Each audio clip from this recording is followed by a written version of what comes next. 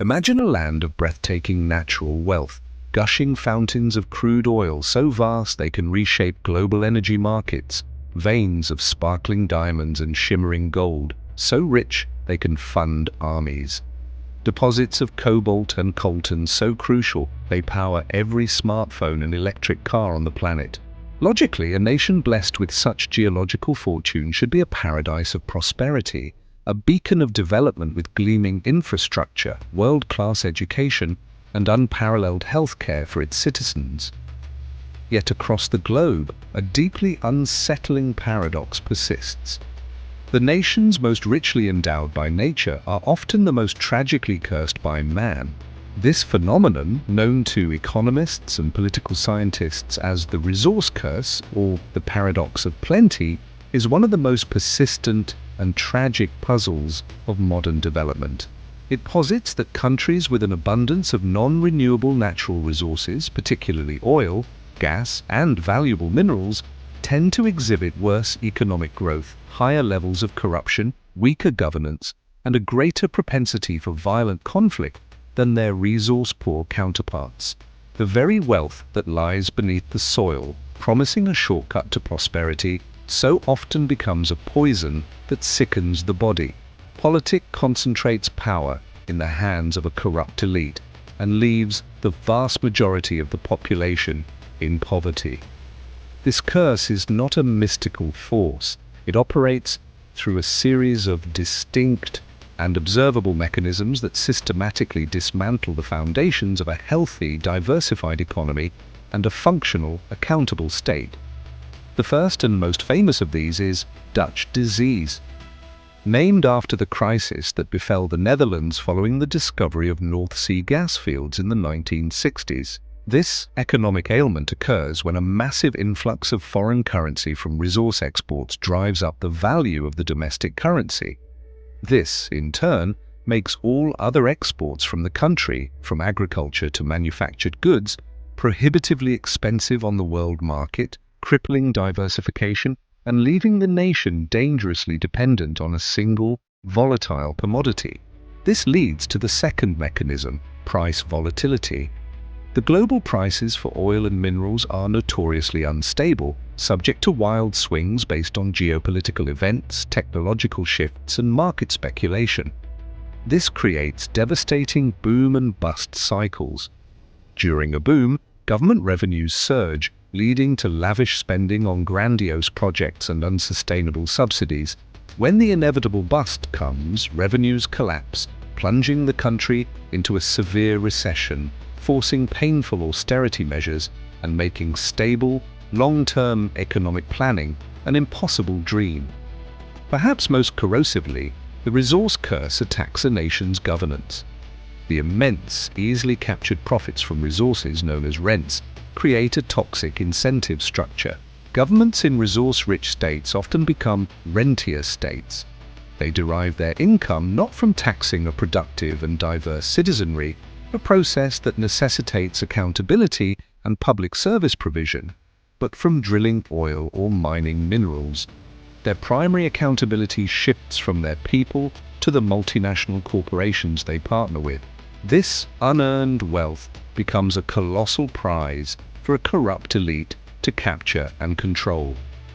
Politics ceases to be about national development and instead becomes a brutal, often violent struggle over who controls the resource revenue streams. This fosters endemic corruption, kleptocracy, and authoritarianism as leaders use the resource wealth to fund patronage networks and security forces to keep themselves in power with no need for popular legitimacy. Finally, this concentration of immense wealth in a single, controllable source often fuels conflict. The prize becomes so great that factions are willing to kill for it. From the blood diamonds of Sierra Leone to the conflict minerals of the Congo, natural resources have financed some of the most brutal civil wars in modern history, trapping nations in cycles of violence and poverty. This article will journey into the heart of this paradox. We will explore 10 distinct case studies, nations that are, by any geological measure, extraordinarily rich, yet whose people remain tragically poor. From the oil-drenched petrostates of Africa and Latin America to the mineral-rich lands scarred by conflict, these stories reveal how a blessing beneath the ground can become a curse upon the people who live above it. We will dissect how these mechanisms have played out in the real world, and we will also look at the rare exceptions, the nations that found a way to turn their fortune into a true blessing, to understand what separates a curse from a cure. Part 1. The petrostates. Drowning in black gold oil is the lifeblood of the modern industrial world, a source of immense wealth and geopolitical power. For the nations that possess it in abundance, it promises a direct path to modernity. Yet for many, this black gold has proven to be a particularly virulent strain of the resource curse, creating states that are hollowed out, corrupt, and dangerously dependent on a single, volatile commodity. 1. Venezuela, the poster child of the curse. The wealth. The largest proven oil reserves in the world, surpassing even Saudi Arabia. The poverty. A complete economic and humanitarian collapse, with hyperinflation reaching millions of percent, over 90% of the population living in poverty, and a mass exodus of over 7 million people, one of the largest refugee crises in modern history. No country illustrates the devastating potential of the resource curse more completely than Venezuela. In the 1970s, it was one of the wealthiest countries in Latin America, a stable democracy with a thriving middle class. Today, it is a failed state. The seeds of its destruction were sown in its complete and utter dependence on oil, which for decades accounted for over 95% of its export earnings. This textbook case of Dutch disease left the country's agriculture and manufacturing sectors to wither. When Hugo Chavez came to power in 1999, he used the soaring oil prices of the 2000s to launch his Bolivarian revolution, funding massive social programs, expropriating private businesses, and nationalizing vast swathes of the economy. For a time, during the oil boom, poverty fell and Chavez was immensely popular. But the underlying economy was being systematically destroyed. The state-owned oil company, PDVSA, once a world-class firm, was gutted of its professional staff and filled with political loyalists. Investment and maintenance were neglected. When oil prices crashed in 2014, the house of cards collapsed. With no other significant industries to generate revenue, the government, now under Nicolás Maduro, resorted to printing money to cover its deficits, triggering runaway hyperinflation that made the currency worthless. The results have been catastrophic. The nation's infrastructure, from its power grid to its water systems, has crumbled. Hospitals lack basic medicine, and shelves in grocery stores are often empty. The story of Venezuela is a tragic cautionary tale of how a nation with the world's greatest geological gift could, through mismanagement, corruption, and an absolute failure to diversify, squander its fortune and plunge its people into unimaginable misery. 2. Nigeria, the giant of Africa, crippled by corruption. The wealth, Africa's largest oil producer and one of the top 15 in the world. Billions of dollars in oil revenue flow into the country each year. The poverty. Despite its oil wealth, Nigeria has one of the highest numbers of people living in extreme poverty in the world. Basic infrastructure like electricity and clean water is unreliable for a majority of the population. Nigeria is a study in the corrosive effects of oil on governance. Since oil was discovered in the Niger Delta in the 1950s, it has dominated the nation's political and economic life. The vast oil revenues, instead of being a tool for national development, became a corrupting force that has entrenched a kleptocratic political elite. It is estimated that hundreds of billions of dollars of oil revenue have been stolen or squandered since the 1970s. The state has become a classic rentier state. The government's primary function is not to serve its 200 million citizens, but to manage the allocation of oil blocks and revenues. This has created a system where political power is a direct path to unimaginable personal wealth, making elections a violent zero-sum game. The oil wealth has also fueled regional and ethnic tensions. The Niger Delta, the source of the oil, has suffered from catastrophic environmental pollution from oil spills, yet its people have seen little of the wealth generated from their land. This sense of injustice has fueled militancy and sabotage for decades.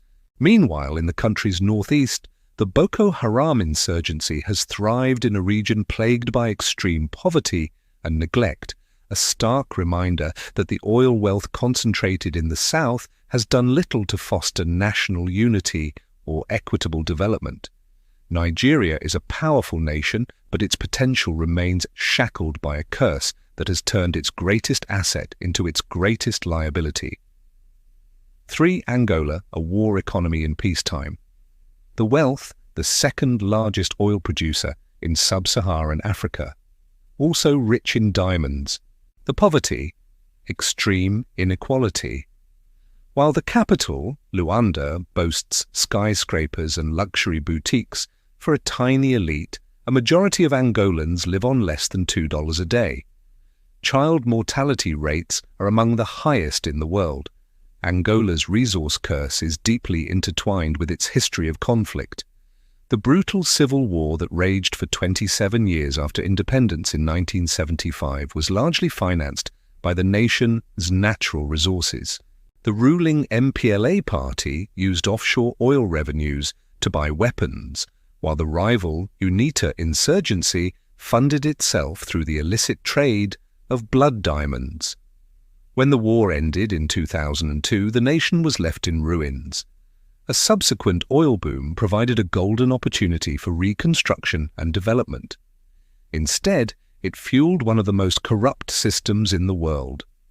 The state oil company, Sonangol, became a slush fund for the ruling elite, particularly the family of longtime President José Eduardo dos Santos. His daughter, Isabel dos Santos, was famously appointed head of Sonangol and became Africa's first female billionaire, a fortune allegedly built on corrupt deals and state assets.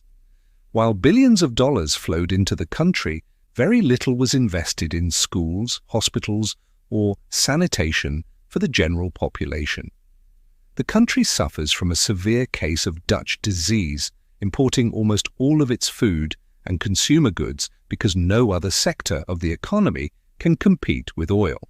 Angola today is technically at peace, but its economy and political system still operate like a war economy, focused entirely on the extraction of resources for the benefit of a small, heavily fortified elite, while the needs of the vast majority are ignored.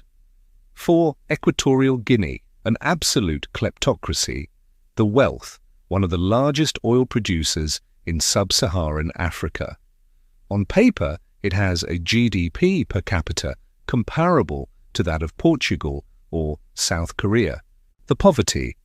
The vast majority of the population lives in abject poverty, with little or no access to clean drinking water, education, or basic health care. The UN estimates that 20% of children die before the age of 5. Equatorial Guinea is perhaps the most extreme and grotesque example of the resource curse on the planet. Prior to the 1990s, it was an impoverished backwater. The discovery of massive offshore oil reserves transformed its economic fortunes overnight, but this wealth flowed directly and exclusively into the pockets of President Teodoro Obiang Nguema Mbasogo and his family, who have ruled the country since a 1979 coup. The nation has become a personal fiefdom of the Obiang clan. The president's son, Teodoro Teodorin Nguema Obiang Mange, who serves as the country's vice president, is infamous for his extravagant lifestyle, flaunting a collection of supercars, private jets and mansions around the world, all purchased with funds allegedly looted from the state. While the country's GDP per capita figures are spectacularly high, this number is a statistical fiction that masks one of the world's most unequal distributions of wealth. The government invests virtually nothing in public services. The oil revenue is treated as the private income of the ruling family, who use it to fund a lavish lifestyle and a brutal security apparatus to suppress any dissent. Equatorial Guinea is a harrowing caricature of a rentier state where the discovery of natural resources has not only failed to alleviate poverty, but has actively entrenched one of the world's most enduring and corrupt dictatorships.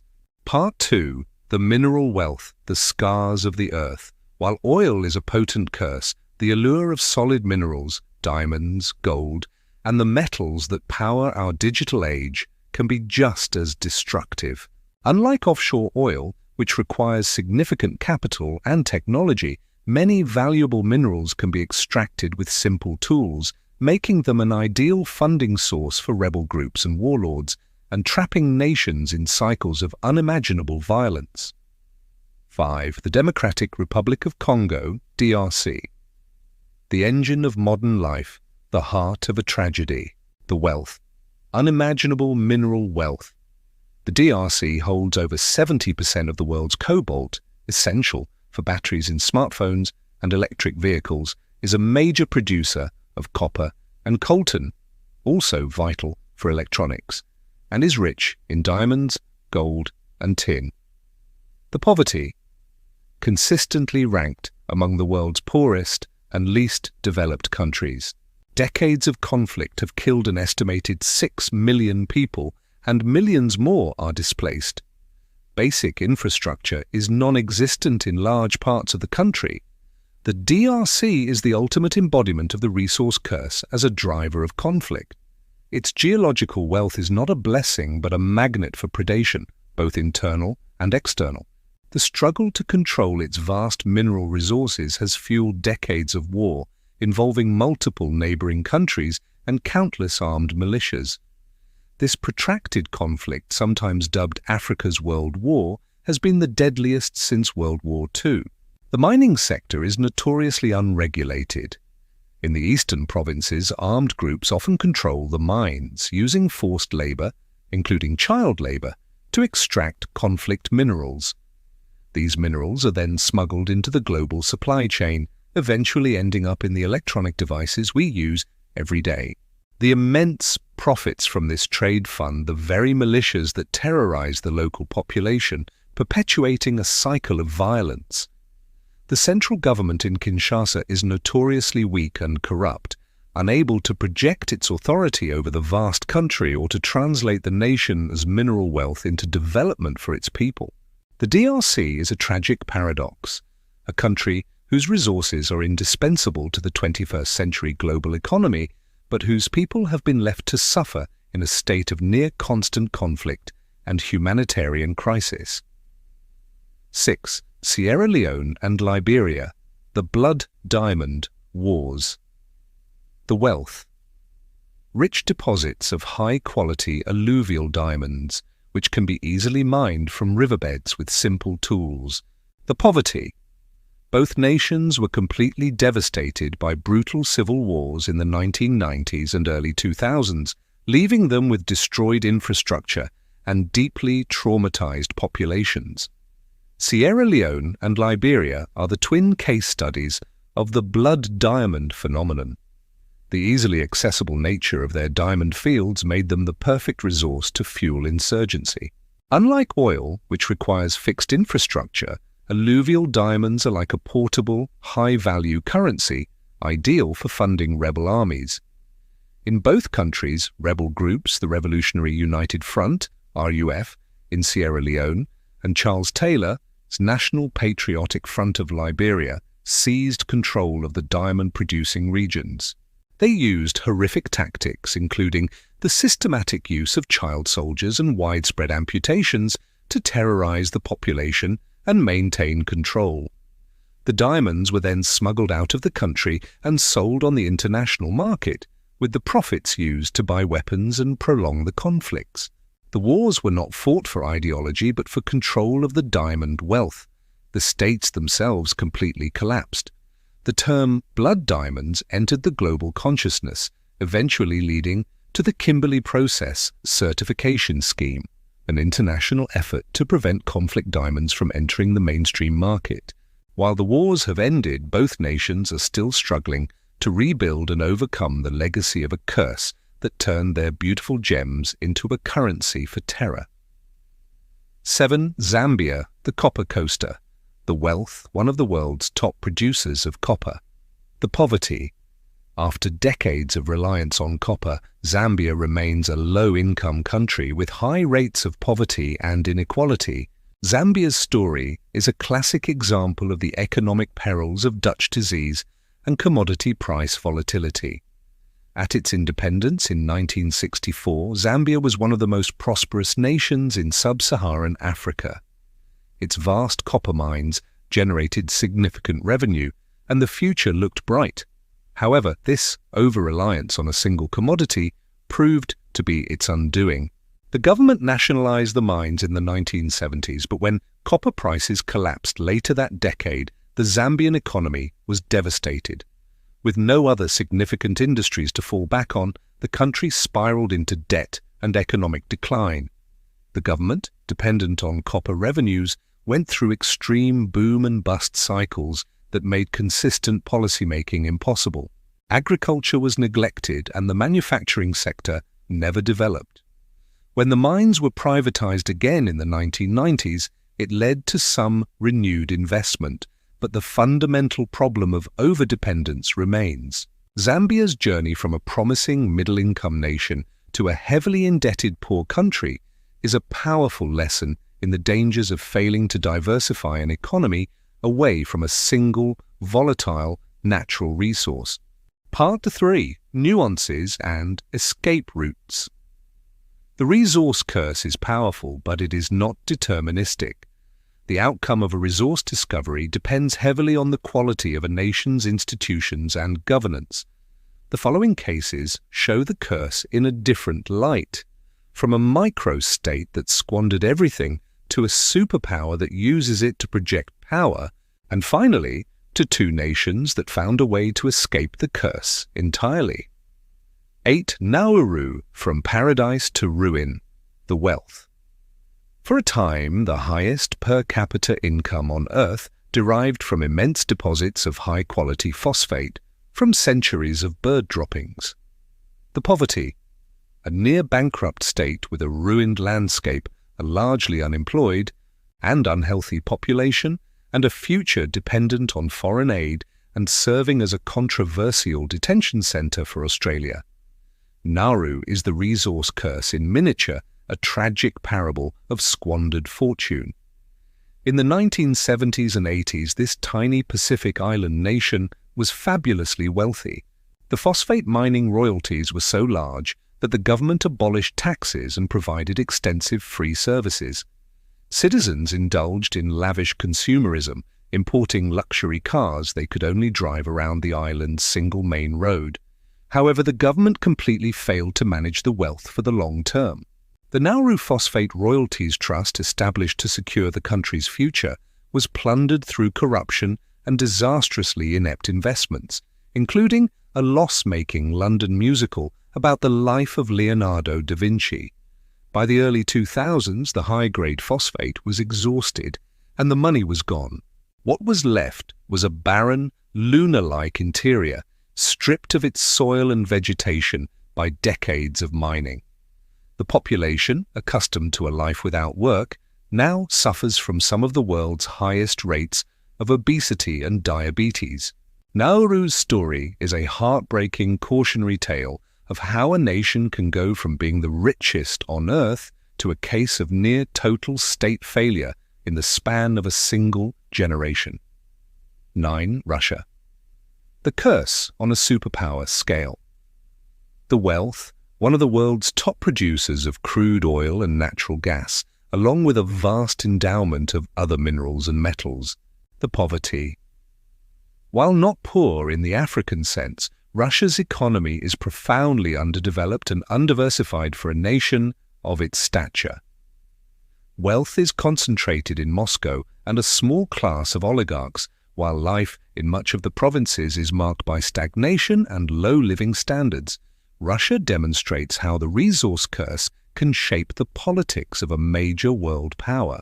Its vast oil and gas wealth has been the central pillar of the state under Vladimir Putin. The revenues from energy exports allowed the country to recover from the chaos of the 1990s, stabilize the economy, and reassert itself on the global stage. However, this reliance has come at a steep cost. The wealth has fostered a highly centralized, authoritarian political system. Control over the state-owned energy giants like Gazprom and Rosneft is the ultimate source of political and economic power. This has stifled the development of a competitive, diversified private sector and created a system rife with cronyism and corruption. The Russian economy is notoriously undiversified, making it highly vulnerable to swings in global energy prices and, as the war in Ukraine has shown, to Western sanctions. The resource wealth has allowed Russia to fund a powerful military and project an image of strength, but it has masked a fundamentally brittle and unbalanced economy that fails to generate broad-based prosperity for its people. 10. Escaping the curse: Botswana and Norway.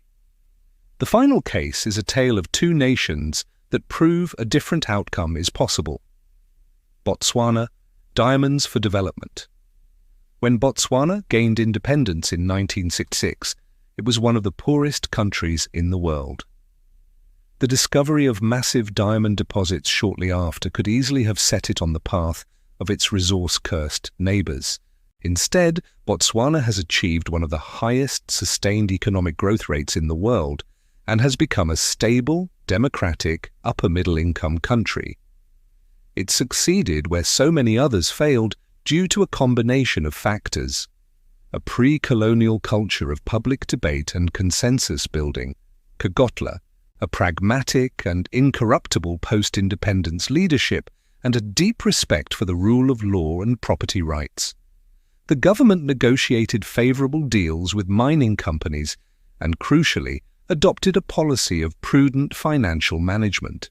Diamond revenues were not squandered on consumption, but were invested in education, healthcare, and infrastructure, and a significant portion was saved for future generations.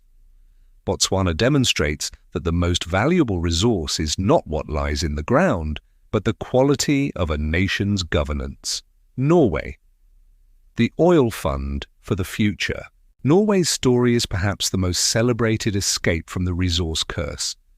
When oil was discovered in the North Sea in the 1960s, Norway made a conscious and historic decision to treat the oil wealth not as current income, but as a national inheritance to be preserved for the future.